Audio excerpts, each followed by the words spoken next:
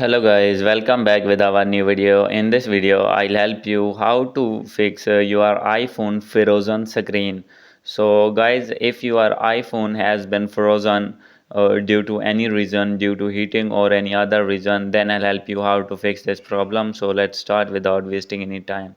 So guys, simply first of all, you need to click on volume up button and volume down, and after this you need to click and hold on your power button until Apple logo is not appear. So guys, now I am going to press these buttons, volume up, volume down, and click and hold on power button. So I am holding this power button until Apple logo is not appear. So guys, when Apple logo is appear, then you need to release your power button.